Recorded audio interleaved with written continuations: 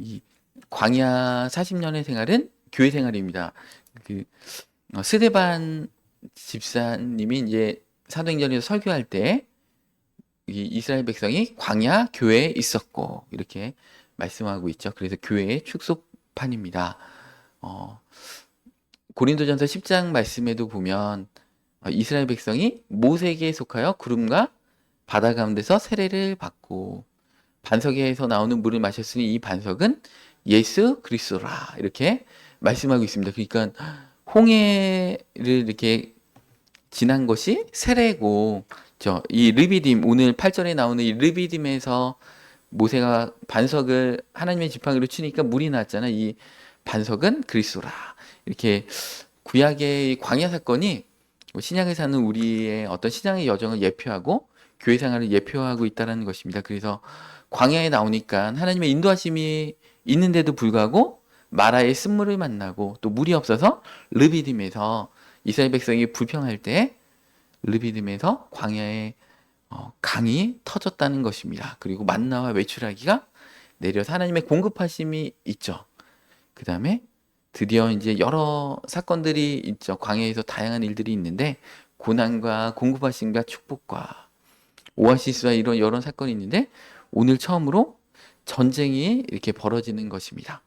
그러니까 외적이 쳐들어온 것은 이 광야 생활에서 첫 번째로 이스라엘 백성들이 경험해보는 이 사건이 드디어 이렇게 벌어지게 됩니다.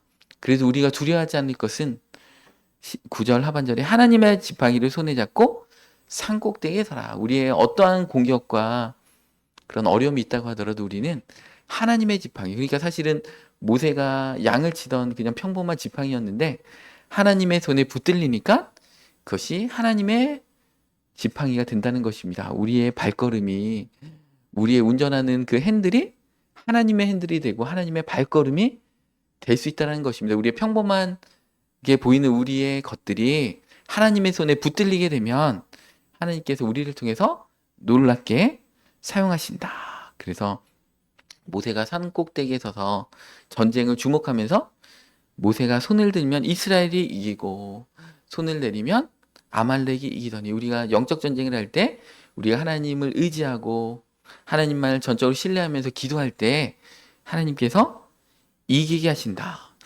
이스라엘은 전쟁을 해본 경험이 한 번도 없잖아요. 이 여호수아를 통해서 나가서 싸워라 했지만 여호수아가 장군도 아니고 전략과 전술이 있는 자도 아니고 그냥 모세가 시키니까 그냥 가는 거지. 사실은 여호수아가 뭔가 정말 잘 싸우는 사람이 아닙니다.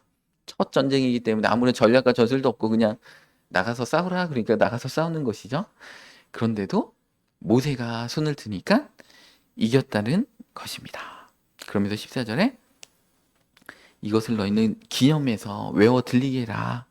아말렉을 없이 해서 천하의 기억도 못하게 하리라. 이렇게 말씀하고 계십니다. 16절에는 여호와가 아말렉과 더불어 대대로 싸우리라. 이 아말렉을 도말하라. 아말렉과 더불어 싸우라 하는 것은 영적인 의미가 있습니다. 그래서 이 시대에도 지금은 아말렉은요. 하나님께서 말씀하신 대로 아말렉이 어느 나라를 이루는 게 아니고 아말렉은 다윗 시대에 이제 히스기야 왕 시대에 거의 전멸해서 그냥 몇 명 이렇게 남아가지고 명맥만 간신히 유지하고 이 아말렉이 어느 나라인지도 흔적도 없이 사라졌습니다. 그러니까 하나님의 백성을 공격하는 하나님의 구원 언약을 대적하는 세력은 도말된다는 것을 하나님 말씀의 그 하나님의 선포대로 실질적으로 역사적으로 이루어졌다는 것입니다. 오늘 이 본문 말씀은 심각하고 되게 중요한 주제를 다루고 있습니다. 구약 시대 때 이스라엘 백성들이 끊임없이 대적했던 이 아말렉 족처럼 우리 교회 안에서도 아말렉 세력이 여전히 역사하고 있다라는 것입니다. 아말렉은 애굽에서 탈출한 이스라엘 백성을 제일 먼저 공격했는데 얼마나 야비하게 공격했는지 뒤에 약하고 뒤처진 자들을 노렸습니다. 그리고 하나님을 두려워하지 않았습니다.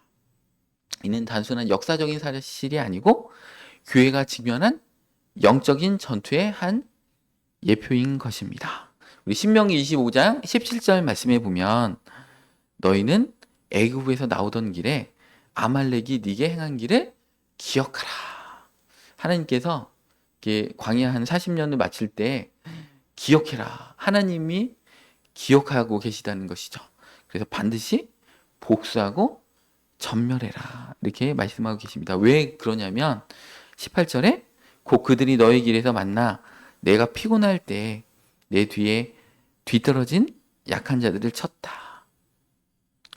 그 역사를 잊은 민족에게는 미래가 없죠. 그래서 하나님은 기억해라. 이렇게 말씀하고 계십니다. 그래서 이게 중요한 말씀인데 오늘 하나님의 임재 가운데 들어가면 안 됩니다. 다 눈을 이렇게 다 떼서 주변에 이렇게 한번 옆에 보시고 주무시는 분 있으면 이렇게 깨워주시기 바랍니다. 여러분 이게 토요일 날 막 바쁘시고 그렇겠지만 중요한 말씀이니까 주무시면 안 됩니다. 예.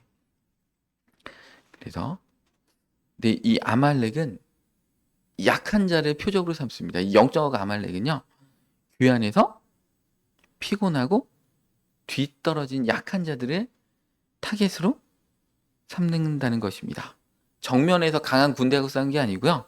이스라엘 백성들 가운데 뒤처진 노인들과 어린이들, 병들고 지쳐가지고 어떤 대열에서 이탈한 자들, 이런 취약한 자들을 아말렉은 공격했다는 것입니다. 그러니까 교회 안에서도 이 뒤처진 자들을 아말렉이 공격하는데 이 뒤처진 자가 누굴까요? 첫 번째로 새신자들이겠죠. 아직 신앙의 기초가 튼튼하지 않아가지고 영적 공격에 취약한 자들을 공격한다는 것입니다. 그래서 하나님의 가치관과 세상적인 가치관 사이에서 혼란을 겪는 자들에게 의심을 심어주고 회의감을 심어주면서 정말 하나님이 계실까? 교회 사람들도 나하고 비슷한데 이 신앙생활, 교회생활이 무슨 의미가 있을까?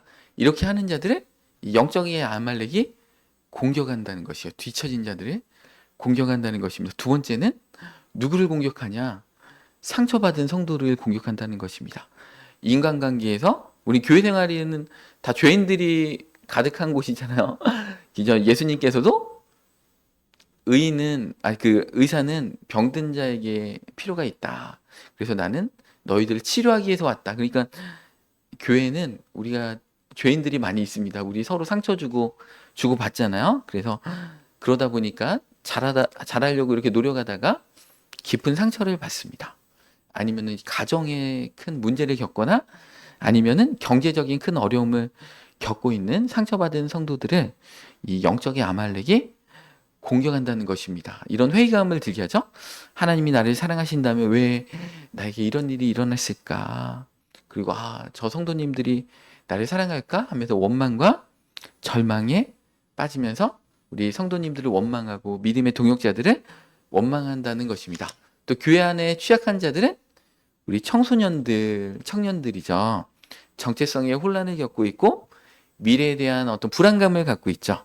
그래서 세속적인 가치관과 쾌락주의의 유혹에 빠지기가 너무 쉬운 세대라는 것입니다.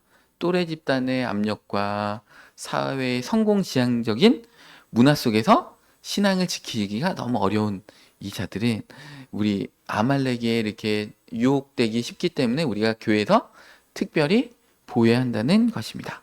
그 다음에 이제 고립된 성도님들, 혼자 사시는 독거노인분들이나 아니면 가족 간의 상처로 이제 혼자 가족으로부터 분리되어 있는 분들, 그 다음에 직장이나 학교에서 믿음으로 소외받고 영적으로 고립되어 있는 연약한 분들이 아말렉의 타겟이라는 것입니다. 또 봉사에 지친 사역자들, 오랫동안 헌신했는데 인정받지 못하거나 어떤 전도의 열매나 부흥의 열매를 경험하지 못한 회개함에 빠진 사역자들, 교사들, 영적인 리더들이 이 아말렉의 영적 공격의 대상이 된다는 것입니다. 그래서 아말렉이 의심의 씨앗을 심는 거죠. 하나님이 나를 정말 사랑하신다면 왜 이런 일이 일어날까? 나는 열심히 살고 있는데 왜 변화가 없을까? 그죠? 그리고 교회 공동체로부터 고립시킵니다. 아무도 나를 이해하지 않아. 실행생활은 혼자 하는 거야. 이것은 매우 위험한 생각이죠. 예수님께서 마태복음 18장 20절에 보면 이렇게 말씀하고 계시죠? 그죠? 두세 사람이 내 이름으로 모인 곳에는 나도 그들 중에 있느니라. 공동체 가운데 하나님의 임재가 있고 주님이 함께 하시는데 공동체에서 멀어져서 혼자 신앙생활을 하면 혼자의 힘으로 영적 전투를 이기기가 너무 어려운 거죠. 우리는 함께 싸워야 됩니다. 함께 싸워야지 우리 서로 격려해 줄 수 있고 예수 그리스도의 어떤 권세와 임재가 함께하기 때문에 우리는 혼자서는 싸울 수 없는 전쟁이라는 것입니다. 자연계에서도 맹수들은 무리에서 떨어져 나온 연약한 동물들을 노립니다. 이 사자나 늑대는 양이나 얼룩말을 공격할 때 무리 속에 혼자 있는 개체를 공격합니다. 쉽게 건드릴 수가 있기 때문에 그렇습니다. 영적인 세계도 마찬가지죠. 사탄은 우리를 공격할 때 연약하고 무리로부터 고립되어 있는 자를 공격합니다. 베드로전서 5장 8절 말씀에 보면 그래서 근신하라 깨어라 너희 대적 마귀가 우는 사자같이 두루다니며 삼킬 자를 찾나니. 그러니까 우리 교회 안에서 삼킬 자를 마귀가 찾는데 이 아말렉은 누구를 찾냐? 가장 연약한 자를 타겟으로 일단 한 명을 딱 고른다는 것입니다. 그래서 그 자를 집중 공격하기 때문에 우리가 우리의 연약함을 주님 앞에 내려놓고 무리로부터 이탈하면 안 되고 우리가 혼자 있고 싶을 때도 우울증은 뭐예요? 혼자 있고 싶다. 다 필요 없다. 이거잖아요. 그러니까 이 혼자 있고 싶을 때도 우리 같이 공동체 가운데 함께 연합해서 이렇게 신앙생활을 해야 된다는 것입니다. 아말렉의 영에 이렇게 공격받고 있는 성도는 교회 나가봤자 별로야. 혼자 믿으면 돼. 사람들이 실망스러워. 이런 생각을 자꾸 이렇게 아말렉의 영이 심어준다는 것입니다. 히브리서 10장 24절 말씀에 보면 뭐라고 경고하고 계세요? 서로 돌아보아 사랑과 선행을 격려하고 모이기를 피하는 어떤 사람들의 습관같이 하지 말고 오직 권하여 그날이 가까움을 볼수록 더욱 그리하자. 예수님이 재림이 가까울수록 신앙생활이 점점 힘들어지기 때문에 서로 돌아보아 사랑과 선행을 더욱 격려하면서 서로 더 모이고 서로 권하는 것을 더욱 그리해야 한다는 것입니다. 비교의식을 조장해서 사람들과 비교하면서 열등감에 빠지거나 상대적인 박탈감에 빠지게 할 필요도 없습니다. 왜 다른 사람들 잘 되는 것 같은데 왜 나의 이 믿음 생활만 이렇게 힘들까 이렇게 생각할 필요도 없습니다. 그리고 하나님의 때를 기다리지 못하고 세상적인 방법으로 빠른 해결책을 도모하게 만드는 것이 이 아말렉의 영의 특징이라는 것입니다. 우리 교회 공동체는 이렇게 뒤에 떨어진 연약한 성도들을 특별히 돌봐야 합니다. 출애굽기 17장에서도 이스라엘이 아말렉을 이길 수 있었던 것은 모세의 기도와 여호수아의 전쟁과 또 아론과 훌의 도움이 있었기 때문에 그렇습니다. 우리도 손을 맞잡고 이 연약한 지체를 함께 합심해서 기도로 또 섬김으로 권면으로 잘 이렇게 돌봐야 한다는 것입니다. 갈라디아서 6장 1절에서도 그래서 이렇게 말씀하고 계십니다. 형제들아 만일 무슨 범죄한 일이 드러나거든 신령한 너희는 온유한 심령으로 그러한 자를 바로잡고 너 자신도 살펴봐 너도 시험을 받을까 두려워하라. 무슨 범죄한 일이 아말렉에게 유혹받고 있는 자들이 있으면 너희는 온유한 심령으로 이제 그러한 자를 바로 잡아주라는 것입니다. 그러면서 너희도 그러한 동일한 범죄로 빠지지 않을까 두려워하라. 너희 자신을 살펴봐라. 우리도 똑같은 죄인이잖아요. 언제든지 취약한 부분들이 서로 다르죠. 어떤 분은 이런 아말렉의 영역이 약하고 다른 분은 또 다른 영역이 약하고 우린 서로 이렇게 연약한 부분들이 서로 다르기 때문에 다른 사람들이 어떤 이렇게 연약한 부분들을 흉보거나 판단하지 말고 우리도 저런 비슷한 죄에 빠질까 두려워하면서 그분들을 바로 잡아주고 섬겨주라는 것입니다. 그러면서 2절에 너희가 짐을 서로 지라. 그리하여 그리스도의 법을 성취하라. 그러니까 서로 짐을 서로 져주라는 것이죠. 왜냐하면 누구나 서로 연약하고 넘어질 때가 있죠. 그래서 부부가 같이 넘어지면 안타까운 것이죠. 부부 가운데 한 사람이 믿음이 떨어질 때가 있어요. 그러면 다른 한 사람의 믿음을 하나님이 딱 올려주시면서 이렇게 서로 이렇게 격려해주고 이렇게 끌어주면 좋은데 부부가 함께 시험에 들면 좀 오래 걸리잖아요. 그러니까 하나님께 그런 기도를 해야 돼요. 내가 시험에 빠져도 다른 배우자는 믿음이 충만하길 원합니다. 이런 말씀을 해야 된다는 것이죠. 근데 이렇게 무슨 범죄한 일이 드러날 때 우리는 서로 잡아줘야 되는데, 우리 성경에는 죄와 허물이라는 게 있죠. 죄는 우리가 연약해서 범죄하는 것이 죄인데, 허물은 이렇게 국어적으로 보면 실수하는 것 같지만, 이 허물은 하나님을 대적하고 의도적으로 그 죄를 짓는 것입니다. 일부러 짓는 죄. 그래서 이런 죄에 대해서는 권면할 때 신중해야 됩니다. 그래서 우리 예수님께서도 거룩한 것을 개에게 주지 말고 진주에게 주지 말라고 했습니다. 왜냐하면 너희를 해할까 하노라. 그리고 잠언에도 개의 귀를 들지 말라. 너희를 물을까 하노라.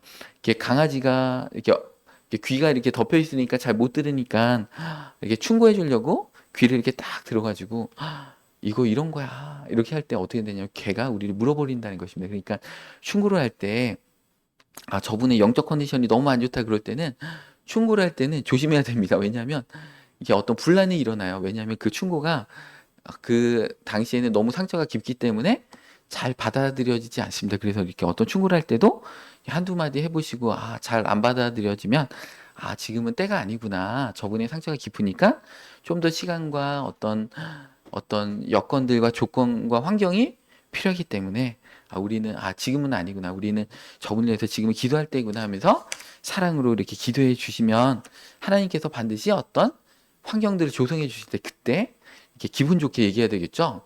가르치듯이 얘기하면 어떻게 됩니까? 더 상처를 막 이렇게 분출시키는 게 되겠죠. 그러니까 이게 똑같은 말인데 어떤 때에 맞는 적절한 말이 있죠. 그러니까 예를 들면 어떤 진짜 힘든 어려운 고난관에 있는 분한테 이렇게 얘기한다면 그것은 맞는 말이죠. 성경에 있는 말은 맞는 말인데 고난관에 있는 분한테 너의 믿음이 너무 연약하다. 그 믿음으로 돌파하지. 집사님이 뭐 그러면 되겠어? 그러면 말은 맞는 말인데 적절한 말은 아니잖아요. 그럼 어떻게 됩니까? 그분은 폭발하겠죠. 그러면은 오히려 일이 더 막 이렇게 수습도 안 되고 어려움에 더 빠질 것입니다. 더 상처에 빠지면서 아말렉의 영이 더 충만하게 역사를 하겠죠. 그러면 누구지예요? 조언을 잘못하신 그분의 죄가 되겠죠. 그러니까 우리가 어떤 얘기를 할 때는 우리가 하나님이 우리의 지혜를 주시고 분별력을 주시고 그랬잖아요. 그러니까 우리가 어떤 조언을 할 때 참 지혜롭게 그분 기분 안 나쁘시게 잘 사랑 안에서 권면해야 한다는 것입니다. 데살로니가서 5장 14절 말씀에 보면 이런 말씀이 있죠. 또 형제들아 너희를 권면하노니. 여러분들 이렇게 깨우시기 바랍니다. 옆에 있는 분들 막 이렇게 졸음감 되시면 깨우시기 바랍니다. 또 형제들아 너희를 권면하노니 게으른 자들을 권면하여 마음이 약한 자들을 격려하고 힘이 없는 자들을 붙들어주며 모든 사람에게 오래 참으라. 이렇게 말씀하고 계십니다. 그래서 우리는 아말렉의 영으로 이렇게 연약해지신 분들을 권면하고 기죠. 또 격려해주고 힘이 없는 자들을 붙들어주고 모든 사람에게 대해서 오래 참으라. 기죠. 하나님이 우리를 오래 참아주신 것처럼 하나님이 우리 사람 만들기 위해서 얼마나 오래 참으셨는지, 그죠? 분통이 터지고 그래도 참아주셨다. 우리 가족들은 참아줄 수 있잖아요, 그죠? 우리 믿음의 가족입니다. 우리 드라마나 영화 보면 속 썩이는 동생이 막 계속 사고 쳐가지고 교도소에 갇히고 막 자식이 교도소에 갇혀도 부모는 끝까지 포기하지 않고 사람 만들려고, 그죠? 이 이웃들이 막 정죄하고 그래도 그렇지 않다고 우리 자식이 그럴 리가 없다고 이렇게 가족들은 우리의 가족이 살인죄를 저질러도 다 덮어주고, 그죠? 용납해주고 그런 거잖아요. 그러니까 우리가 귀환에서도 이런 아말렉의 어떤 공격을 받고 있는 분들을 사랑으로 잘 보듬어주면서 격려하고 이렇게 해야 한다는 것입니다. 오늘 본 말씀에 보면 이 아말렉은요 하나님을 두려워하지 않습니다. 그러니까 이 아말렉의 공격을 받는 것을 넘어서서 아말렉의 도구로 쓰임 받는 단계까지 가면 안 된다는 것이죠. 아까 죄와 허물은 다르다고 했잖아요. 죄는 아말렉의 공격을 받는 것이고 허물은 뭐냐면 내가 아말렉의 도구로 쓰임을 받아서 교회를 분열을 일으키고 교회를 흔들어 버리는 것이 허물인 것입니다. 그래서 아말렉의 영에 사로잡혀서 아말렉의 도구로 들어가면 어떻게 되느냐? 하나님을 두려워하지 않습니다. 되게 심각한 것이죠. 그래서 이 아말렉은요, 그 야곱의 손자입니다. 그래서 사실은 믿는 자죠. 야곱의 손자가 아니고 에서의 손자입니다. 야곱의 형 에서. 그러니까 언약 백성 가운데 이렇게 이탈한 자입니다. 그래서 같이 신앙생활을 했던 분이에요. 근데 어느 순간에 그것을 딱 세상적인 가치관으로 이렇게 살다 보니까 하나님의 언약에서 비껴간 거죠. 그래서 이렇게 우리를 공격하는 아말렉은 그 이스라엘, 그러니까 어떻게 봅니까? 에서의 손자죠. 그리고 이삭의 증손자죠. 아브라함의 이제 고손자죠. 그러니까 우리 믿음의 혈통이라는 것입니다. 그러니까 아말렉은 믿는 자들 가운데 그 허물의 죄 가운데 빠진 자들이 아말렉의 도구로 쓰임을 받는 것이지, 이게 세상 사람들이 우리를 공격하지는 않아요. 왜냐하면 세상 사람들이 교회를 잘 알지 못하기 때문에 알 수가 없습니다. 교회를 타겟으로 삼는 그 기자들도요, 교회 생활을 좀 하다가 상처받은 분들이에요. 교회를 어디를 공격해야 되는지 정확한 공격 포인트를 알기 때문에 공격할 수 있는 것이지 그게 알 수가 없습니다. 그래서 하나님을 두려워하지 않는다. 이 아말렉은 이집트에서 하나님이 10가지 기적을 통해서 기적을 행하시고 홍해를 가르시고 구름 기둥과 불 기둥으로 인도하심을 다 들었죠. 그런데도 하나님의 능력을 인정하지 않고 하나님의 계획을 방해하려는 직접적으로 하나님의 계획과 맞서는 자들인 것입니다. 그래서 하나님은 아말렉을 천하에서 도말하겠다라고 오늘 말씀하시고, 아말렉과 더불어서 대대로 너희는 싸워라, 이렇게 경고하고 계시다는 것입니다. 아브라함에게 약속하신 그 언약을 가나안 땅에 정착하면서 민족의 축복으로 될 것이라는 그 축복 언약을 정면으로 대적한 것입니다. 하나님의 구원 사역을 방해한 것이죠. 그래서 현대 교회에서도 하나님의 권위에 대한 아말렉의 그런 공격들이 있습니다. 교회의 권위를 약화시키는 거죠. 이렇게 생각을 심어줍니다. 목사도 사람인데 뭘 안다고. 교회 지도자들이 더 문제가 많아. 이런 식으로 교회의 어떤 영적 권위를 무너뜨립니다. 물론 지도자들도 완벽하지 않고 실수할 때도 있죠. 히브리서 13장 17절 말씀에 이렇게 말씀하고 계십니다. 너희를 인도하는 자들에게 순종하고 복종하라. 순종과 복종은 차이가 있죠. 복종은 뭐예요? 내 생각과 달라도 따라주는 거죠. 그 권위를 인정해 주는 거죠. 그들은 너희 영혼을 위하여 경성하기를 자신들이 청산할 자인 것 같이 하느니라. 그들로 하여금 즐거움으로 이것을 하게 하고 근심으로 하게 하지 말라. 그렇게 하지 않으면 너에게 유익이 없다. 이렇게 말씀하고 계십니다. 이런 영적 원리를 아말렉의 영으로 이렇게 쓰임받는 자는 훼손시킨다는 것입니다. 두 번째로 아말렉의 영에 쓰임받는 자들은 예배를 형식화시키고 세속화시킵니다. 그래서 예배를 단순한 종교의식으로 문화행사로 전락시켜버립니다. 그래서 하나님은 우리의 마음만 받으셔. 굳이 교회에 나와서 예배 드릴 필요가 없다. 이렇게 공격을 하게 됩니다. 그리고 성결한 삶에 대한 그 타협을 갖게 합니다. 요즘은 좀 자유롭게 살아야 돼. 너무 경직되게 믿지 마. 그러면서 교회의 어떤 새신자분들을 권면할 때 너무 그렇게 열심히 할 필요 없어. 이렇게 권면한다는 것입니다. 어떤 거룩한 삶의 기준을 낮춰버리는 것이죠. 베드로전서 1장 16절에 보면 기록되었으되 내가 거룩하니 너희도 거룩할지어다. 하나님은 우리의 성결의 기준을 결코 낮추신 적이 한 번도 없습니다. 그리고 아말렉의 영으로 쓰임받는 자는 기도와 말씀의 생활을 형식화시켜 버립니다. 그래서 바쁜데 굳이 매일 기도하고 성경 읽을 필요가 없다. 가끔씩 하면 되는 거 아니야? 이렇게 그런 생각을 갖게 해서 영적 생활의 기초를 흔들어 버린다는 것입니다. 이런 도전들 가운데 이렇게 아말렉의 영을 통해서 교회를 세속화시켜 버리면서 이렇게 교회를 타락시키는데, 요한계시록 3장 16절에는 뭐라고 말씀하고 계세요? 내가 이같이 미지근하여 뜨겁지도 아니하고 차지도 아니하여 내 입에서 너를 토하여 버리리라. 아말렉의 영에 쓰임 받거나 아말렉의 영의 공격을 받는 자들은 미지근한 신앙생활을 하면서 예수님께서 그 입에서 토하여 버리겠다 이렇게 경고하고 계시다는 것입니다. 이 아말렉의 영이 하나님의 권위와 말씀에 맞서고 또 그럴 때 우리는 하나님께 기도하고 요한처럼 담대히 맞서고 정말 하나님의 말씀에 굳건히 선다면 우리는 반드시 승리할 수 있습니다. 아말렉은 실제로 멸망했습니다. 사울 왕 때 거의 멸망했고 히스기 왕 때 거의 씨가 말랐습니다.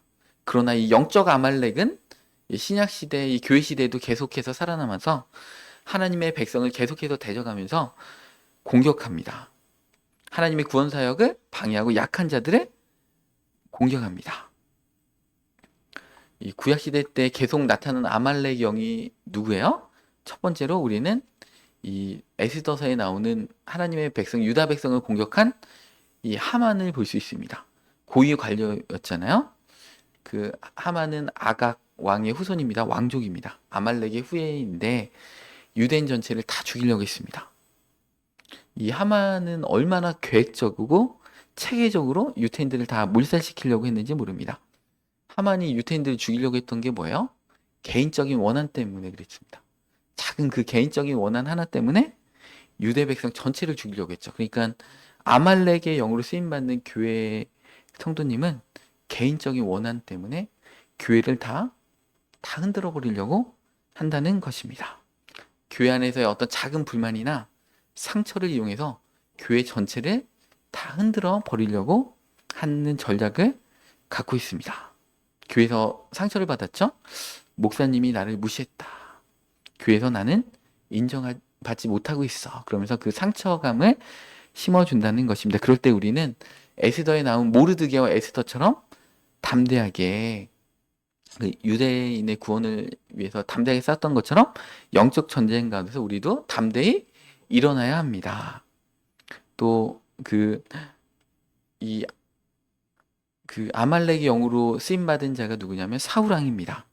하나님께서 아말렉을 진멸하라 이렇게 말씀하셨는데 사울 왕은 좋은 양과 소를 이렇게 남겨뒀죠. 한 10% 정도 남겨뒀죠. 말로는 하나님께 제사하기 위해서 하나님의 영광을 위해서 그랬지만 사실은 자기가 다 입마에 포켓하려고 그리고 백성들한테 좀 나눠주면서 선심성 정책을 쓰면서 자기를 높이려고 했죠. 그러니까 국가 정책도 선심성 정책을 쓰면서 표를 얻으면 안 되는 거잖아요. 진정으로 이 나라를 위한 만년대계를 이렇게 꿈꿔야 되는 것입니다. 그래서 바울도 그런 얘기했잖아요. 내가 사람에게 좋게 하랴, 하나님께 좋게 하랴. 근데 이 사울왕은요, 사람들에게 좋게 하려고 그 선심성 정책을 막 폈다라는 것입니다. 그 하나님께서 진멸하는 것을 가지고 자기가 대신 막 인심 쓰듯이 이렇게 했다는 것이죠. 그래서 이 사울의 불순종은 타협의 위험성을 보여줍니다. 사울왕은 90%는 순종했지만 10%는 불순종했습니다. 그럴 때 사무엘상 15장 22절에 이렇게 말씀하고 있습니다. 사무엘이 이르되 여호와께서 번제와 다른 제사를 그의 목소리를 청종하는 것을 좋아하심 같이 좋아하시겠나이까. 순종이 제사보다 낫고 듣는 것이 순양의 기름보다 나으니. 번제 잘 드린다고 하나님의 말씀에 순종하지 않고 이렇게 했는데 그 아무 소용없다. 하나님 말씀에 순종하지 않으면 아무 소용없다라고 이렇게 말씀하고 계십니다. 그래서 이 사울왕의 불순종은 개인적인 실패에서 그친 게 아니고 그 이스라엘 언약 공동체를 파괴시켰다는 것이죠. 23절에 보면 이렇게 나옵니다. 이는 거역하는 것은 점치는 죄와 같고 왕이 여호와의 말씀을 완고한 것은 사신 우상에게 절하는 죄와 같음이라. 그러니까 여러분들 하나님의 말씀을 분명히 알면서도 불순종 가운데 계속해서 아말렉의 영에 쓰임받고 있는 것은 무당한테 가서 점치는 거하고 똑같고 그다음에 사신 우상에게 절하는 게 뭐예요? 굿하는 거하고 똑같고 이 아말렉의 영으로 쓰임받는 그 죄가 이 정도로 치명적이라는 것입니다. 그래서 뭐라고 했어요? 왕이 여호와의 말씀을 버렸으므로 여호와께서도 왕을 버려 왕이 되지 못하게 하셨나이다. 이 사울왕이 버림받은 이유가요. 아말렉의 영에 쓰임 받았기 때문에 그렇습니다. 그러니까 교회 안에서 아말렉의 쓰임을 받고 있는데 회개하지 않고 반복적으로 쓰임 받고 있으면 하나님께서 아말렉의 영에 쓰임 받는 자를 버리고 왕이 그 사명을 거둬 가신다고 이렇게 말씀하고 계십니다. 그런데 이 사울왕은요, 진정한 회개를 하지 않습니다. 24절에 보면 사울이 사무엘에게 이르되 내가 범죄하였나이다. 내가 여호와의 명령과 당신의 말씀을 어긴 것은 내가 백성을 두려하여 그들의 말을 청종하였습니다. 그러니까 진정으로 회개하지 않고 백성 핑계를 댔습니다. 오늘 본문에는 나오지 않지만 25절에 보면 뭐라고 하냐면 사무엘 선지자요, 나하고 백성에 같이 가주세요. 그래서 우리 관계가 틀어지지 않는 것을 백성 건데 증명해 가지고 나의 왕권이 든든히 설 수 있도록. 그러니까 하나님이 버렸다는데 지금 백성 핑계를 대고 백성에게 어떻게 내가 비춰질까? 그러니까 아말렉 영웅으로 쓰임 받으면요, 그 지혜가 다 얻어집니다, 여러분들.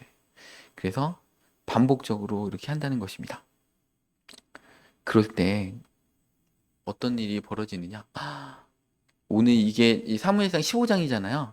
16장에 보면 하나님께서 사무엘 선지자를 통해서 다윗을 다음 왕으로 바로 기름 부어 버립니다. 그러니까 우리가 아말렉 영으로 쓰임 받을 때 사무엘의 기름 불병을 들고 이렇게 움직일 때가 있어요. 그때 빨리 회개를 해야 돼요. 다윗을 왕으로 세우려 기름을 붓는 순간에 우리의 사명이 이게 걷어진다는 것입니다. 그래서 우리 교회에 나하고 좀 비슷한 은사를 가진 사람이 이렇게 나타나기 시작했다 그러면 이렇게 경계를 하시기 바랍니다. 내가 혹시 하나님 앞에 회개할 것이 있는지 자기를 이렇게 잘 돌이켜 보셔야 됩니다. 사무엘상 15장에서 범죄했는데 한 20장, 30장 이때 다윗의 기름 부은 게 아니고요. 바로 그 다음 장 16장에 기름을 바로 부어버리신다는 것입니다. 그러니까 우리가 빨리 깨닫고 주님 앞에 들어가야 됩니다. 그래서 우리는 아말렉의 영으로 쓰임받는 자도 돼서도 안 되고 연약한 자가 돼서 아말렉이 공격하는 아말렉의 영으로 쓰임받는 자와 함께 동참해서 그 일에 동참하거나 아니면 내가 하나님의 그 믿음을 붙잡지 못하고 절망 가운데 우리도 빠져서는 안 된다는 것입니다. 그리고 이 사울왕은요, 이 버림받은 다음에 어떻게 됐습니까? 하나님의 새로운 계획인 다윗을 대적한다는 것이죠. 하나님의 새로운 비전을 대적하는 자로 아말렉의 영으로 강력하게 쓰임을 받았다는 것입니다. 그래서 다윗을 그때부터 죽이려고 쫓아다니는 자가 됐죠. 그래서 사무엘상 18장에 보면 16장에 버림받았는데 18장에 보면 다윗을 죽이려고 창을 던지는 자가 이렇게 됐습니다. 그래서 그의 남은 평생의 세월은 다윗을 죽이려는 것으로 혈안이 돼서 이렇게 그의 인생을 낭비하다가 블레셋과의 전쟁에서 자살해서 죽었습니다. 그래서 참 안타까운 인생으로.